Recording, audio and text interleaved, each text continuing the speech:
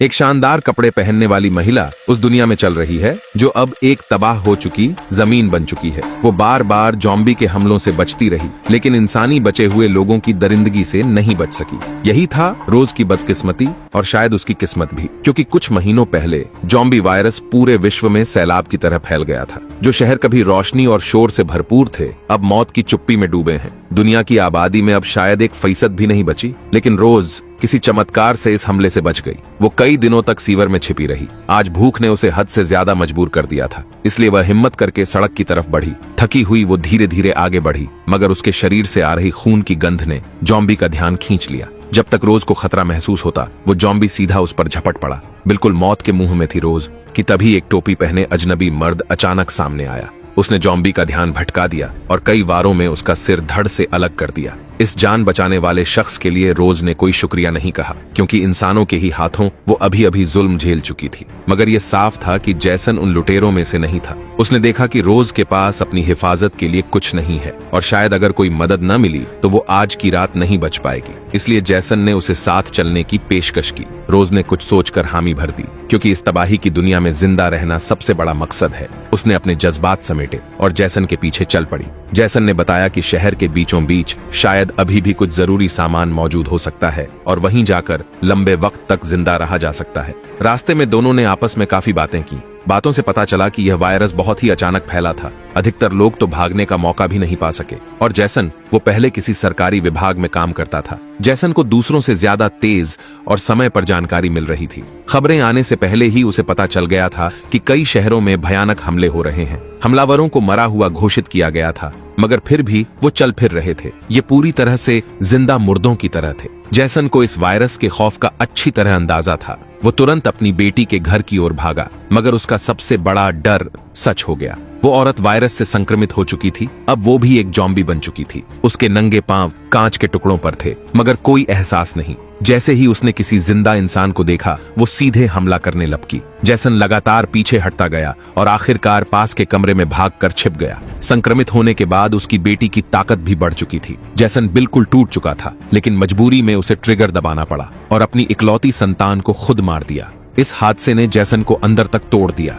उसने अपनी जान लेने का फैसला किया, लेकिन तभी देखा कि बंदूक में गोलियां ही नहीं बची थीं। शायद किस्मत का यही इशारा था। जैसन ने खुद को संभाला, सामान उठाया और अकेला ही इस अनजान सफर पर निकल पड़ा। खुशकिस्मती से उसका पहला सामना जिस इंसान से हुआ वो था रोज। अगली सुबह रोज एक डरावने सपने से जागा तो देखा जैसन वहां नहीं था। अचानक उसके मन में एक अजीब डर समा गया, लेकिन कुछ ही देर में जैसन वापस आ गया। रोज खुद हैरान था कि सिर्फ एक दिन में वो इस आदमी पर इतना निर्भर हो चुका है। जल्द ही दोनों एक उजड़े हुए रिहायशी इलाके में पहुंचे। हर तरफ टूटी फूटी दीवारें और कमरे थे, जहां कहीं भी ज़ॉम्बी मंडरा सकते थे। जैसन कोशिश करता कि टकराव न हो, और जब होता तो उसकी 2 मीटर लंबी तलवार बाहर आ जाती। ये सब देखकर रोज का कलेजा कांप उठता, क्योंकि वो अभी भी इस बेरहम दुनिया का आदी नहीं था। ज़ॉम्बी से भरे रास्तों से बचने के लिए दोनों ने पहाड़ी रास्तों का रुख किया। कब वो समंदर के किनारे पहुंच गए उन्हें पता ही नहीं चला। रोज बिना कुछ सोचे भागा और पानी में जाकर नहाने लगा। जैसन वहीं किनारे बैठकर रेडियो चालू करता है।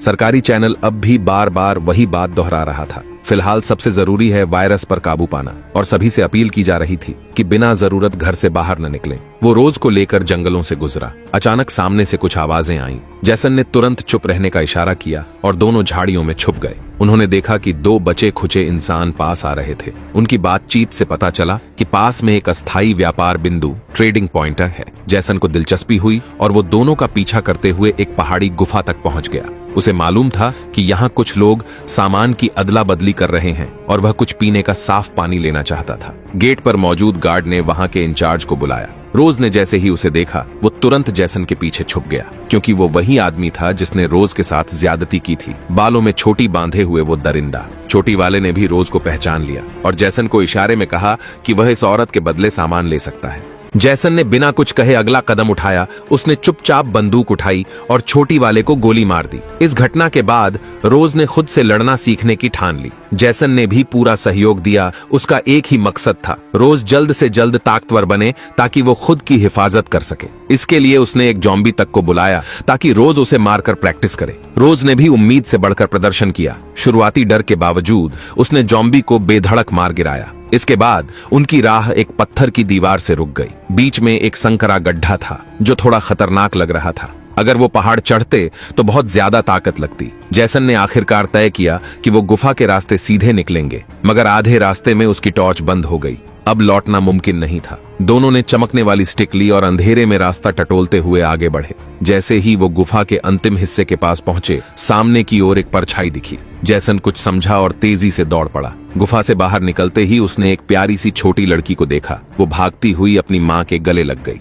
उन दोनों के पास एक टोटेम पोल भी था। जैसन को ये नजारा कुछ अजीब लगा, मगर उसे एहसास नहीं हुआ कि पीछे से दो परछाइयां आकर उन्हें घेर चुकी हैं। अब जैसन और रोज दोनों बंदी बना लिए गए थे। उन्हें एक इलाकाई कैंप में ले जाया गया और अंदर बाहर से पूरी तरह डिसइंफेक्ट किया गया। उन कुछ अजनबियों ने फिर से उनका पूरा शरीर चेक किया, यह सुनिश्चित करने के लिए कि वे वायरस से संक्रमित न हों। जैसे ही दोनों लोग उस क्षेत्र से बाहर निकले, उनके सामने था एक साधारण सा बचे खुचे लोगों का शिविर। पूछने पर पता चला कि इस जगह को गार्डन यानी बगीचा कहा जाता है और इसे एक दाढ़ी वाले व्यक्ति हेडन ने धीरे धीरे खड़ा किया है। यहाँ लोग सब्जियां उगाकर और शिकार करके जीवित रहते हैं। चारों ओर के प्रवेश द्वारों पर पहरेदार तैनात हैं जो बारी बारी से अपनी ड्यूटी निभाते हैं। जो भी लोग यहाँ रहते हैं वे एक दूसरे को परिवार मानते हैं। जैसन और रोज की कहानी सुनकर हेडन ने दिल से उन्हें आमंत्रण दिया कि वे यहीं बस सकते हैं। हालांकि जैसन को अभी भी इस जगह को लेकर बहुत संदेह था। इसके उलट रोज को यहाँ बहुत अच्छा लग रहा था। रास्ते में उसने कई खूबसूरत लड़कियां देखी जिनकी उम्र उससे मिलती जुलती थी।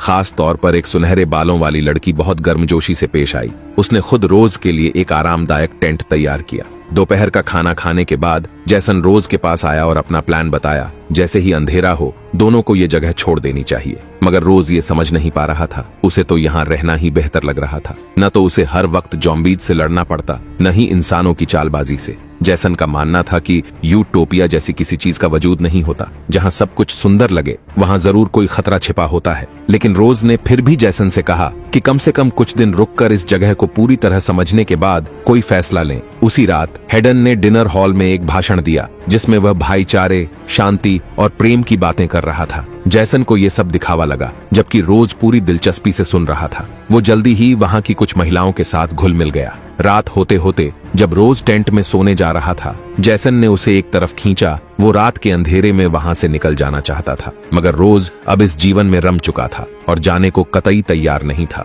दोनों में तीखी बहस हुई और अंततः जैसन अकेला ही बैग उठाकर कैंप से निकल गया। वहीं रोज गार्डन में बहुत जल्दी घुल मिल गया। यहाँ के लोग बहुत दोस्ताना लग रहे थे और उसकी एक छोटी बालों वाली लड़की से बातचीत बहुत अच्छे से जमने लगी। फिर एक दिन एक छोटी बच्ची ने अचानक खांसी की। ये एक साधारण खांसी थी, लेकिन उसे सुनते ही वहां मौजूद सभी लोगों के चेहरे उतर गए। छोटी बालों वाली लड़की ने चुपचाप रोज से मिलकर उसे सावधान रहने को कहा। अगले ही दिन रोज ने देखा कि उस बच्ची की माँ जंगल की तरफ जाते हुए जोर जोर से रो रही थी। वहीं रोज ने अनजाने में सुनहरे बालों वाली महिला को हेडन के साथ खेलते हुए देख लिया। दूसरे दिन हेडन ने खुद रोज को बहुत गर्मजोशी से कैंप का चक्कर लगाने के लिए कहा, मगर जैसे ही वे परिवार के सदस्य तक पहुंचे, हेडन ने रोज को छूने की कोशिश की। रोज को अपने पुराने जख्म याद आ गए। वो ऐसी नजदीकियों से सहज नहीं थी। ये बात सुनते ही हेडन का चेहरा अचानक सख्त और डरावना हो गया। टेंट से बाहर आने के बाद रोज ने साफ महसूस किया कि सुनहरे बालों वाली महिला अब उससे दूरी बनाए हुए है। वो अपनी सफाई देना चाह रही थी कि उसके और हेडन के बीच कुछ भी नहीं हुआ, लेकिन तभी एक जोरदार खांसी ने उसकी बात बीच में ही काट दी। उसी रात उसकी दोस्त छोटे बालों वाली लड़की चुपके से रोज के टेंट में आई। उसने चेतावनी दी कि उसे जल्द से जल्द ये जगह छोड़ देनी चाहिए, मगर जैसे ही वो मुड़ी, सामने खड़ी थी सुनहरे बालों वाली महिला। अगले ही पल किसी ने उसका सिर पीछे से दबोच लिया और खींचते हुए बाहर ले गया। रोज को भी उसी तरह घसीटकर प्लास्टिक के एक टेंट में बांध दिया गया। अब सब साफ था। हेडन, जो ऊपर से एक सभ्य नेता दिखता था, वास्तव में इन सभी औरतों को अपने निजी हरम का हिस्सा बना चुका था। रोज और छोटी बालों वाली लड़की दोनों ने ही उसका विरोध किया था, इसलिए अब वो खतरे में थी। खास तौर पर रोज, जिसने हाल ही में खांसी की थी, शायद वायरस से संक्रमित भी हो सकती थी। रोज को उस बच्ची की याद आई जिसने पहले खांसी की थी। उसने पूछा, उसका क्या किया? सुनहरे बालों वाली महिला ने जिप खोली और एक जली हुई लाश दिखाते हुए कहा, तुम दोनों भी जल्द ही ऐसे ही बन जाओगी। ये सुनकर रोज का खून खौल उठा। गार्डन, जो बाहर से जन्नत दिखता था, असल में एक नर्क था जहां शैतान इंसानों के भेष में घूमते थे। उधर जैसन, जो अकेले बाहर सफर कर रहा था, उसे अचानक लगा कि कोई उसका पीछा कर रहा है। उसने बिना देर किए अपना हथियार निकाला और पकड़ लिया उस आदमी को जिसने बताया कि वो हेडन का भेजा हुआ है उसे मारने के लिए। अब जैसन को पूरा यकीन हो गया कि उसकी आशंका सही थी। रोज की आंखों की चमक अब धीरे धीरे मंद पड़ रही थी। जैसन का दिल भारी होता जा रहा था। रोज वही दोस्त जिसे जैसन ने इस तबाही की दुनिया में सबसे पहले अपना माना था, अब उससे हमेशा के लिए बिछड़ने वाला था। उसी समय बाहर से जॉम्बियों की दहाड़ें सुनाई देने लगीं। रोज को महसूस हुआ कि कोई उससे अंदर ही अंदर कनेक्ट करने की कोशिश कर रहा है, शायद कोई संक्रमित साथी। लेकिन रोज नहीं चाहता था कि वो भी एक खूनी राक्षस में बदल जाए। उसने जैसन से गुहार लगाई, उसे एक झटके में खत्म कर दो। जैसन ने पहले भी अपने ही हाथों अपनी बेटी को मारा था, अब उसे अपने दूसरे सबसे करीबी रोज को खोना था। पर इस बार उसने बंदूक नहीं चलाई, बल्कि रोज को गले लगाकर अपने हाथों से उसकी गर्दन तोड़ दी। पर हैरानी की बात यह थी कि रोज तुरंत नहीं मरा। उसकी सांसें रुकने के बजाय उसके गले से जॉम्बी जैसी आवाजें निकलने लगीं। जैसन अब और बर्दाश्त नहीं कर पाया, उसे गोली मारनी पड़ी। कहानी के आखिरी दृश्य में जैसन धीरे धीरे शटर दरवाजा खोलता है। जॉम्बियों की भीड़ उसके चारों तरफ है, मगर वो बेफिक्र है। वो बस सूरज की ओर धीरे धीरे चलता चला जाता है। तो दोस्तों, यही थी फिल्म की पूरी कहानी। मानते हैं कि ये फिल्म थोड़ी सस्ती और अधपकी लग सकती है, लेकिन इसका पोस्ट एपोकैलिप्टिक बैकग्राउंड काफी दमदार था। बेबस महिलाएं, अकेलेपन से जूझते मर्द, नरभक्षी गिरोह और अपनी हवस में जन्नत रचने वाले नेता, शायद यही है असली मानव स्वभाव। और आखिर में कौन सा मर्द नहीं चाहेगा कि इस बर्बादी की दुनिया में अपना एक स्वर्ग बना सके। तो चलिए, आज के लिए इतना ही। आपको क्या लगता है नीचे कमेंट में जरूर बताइए। अगली बार फिर मिलेंगे।